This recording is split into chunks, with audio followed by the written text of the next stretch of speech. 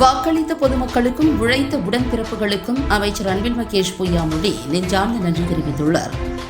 தமிழ்நாட்டின் உரிமைகளை மீட்டெடுக்கவும், மாநிலத்தின் வளர்ச்சி, முன்னேற்றம் மற்றும் சமூக நல்லிணக்கத்தை பாதுகாக்கவும் உறுதுணையாக நின்று மதச்சார்பற்ற முற்போக்கு கூட்டணி வேட்பாளர்களுக்கு வாக்களித்த பொதுமக்களுக்கு அமைச்சர் அன்பில் மகேஷ் பொய்யாமொழி தனது நன்றியை தெரிவித்துள்ளார்.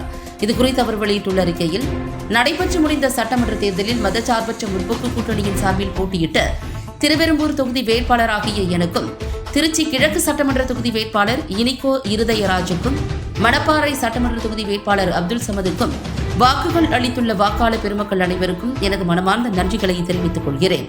மேலும் தேர்தல் களத்தில் வெற்றி ஒன்றையே இலக்காக கொண்டு பசி தூக்கம் பாராமல் அயராது உழைத்த கழக நிர்வாகிகள், தொண்டர்கள் மற்றும் கூட்டணி கட்சிகளின் அனைத்து பொறுப்பாளர்களுக்கும் எனது அன்பையும் நன்றியையும் உரித்தாக்குகிறேன் என அவ்வறிக்கையில் தெரிவித்துள்ளார்.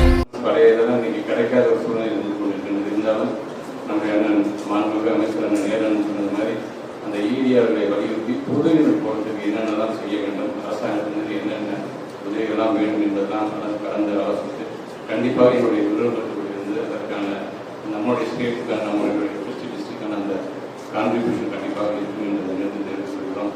தொடர்ந்து நம்முடைய அதிகாரிகளாக இருந்தாலும் சரி, நம்முடைய துறையை சார்ந்த அனைவருக்கும் நீங்கள் கொரோனாக்காக நீங்கள் எந்த அளவுக்கு முயற்சி செய்து கொண்டீர்கள் என்பதை கண்கூடாக பார்க்க முடிகிறது.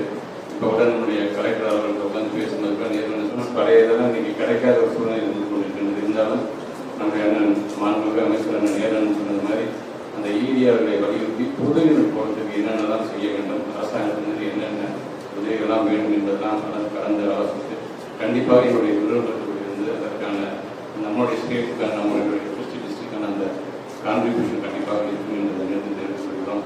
தொடர்ந்து நம்முடைய அதிகாரிகளாக இருந்தாலும் சரி, நம்முடைய துறையை சார்ந்த அனைவருக்கும் நீங்கள் கொரோனாக்காக நீங்கள் எந்த அளவுக்கு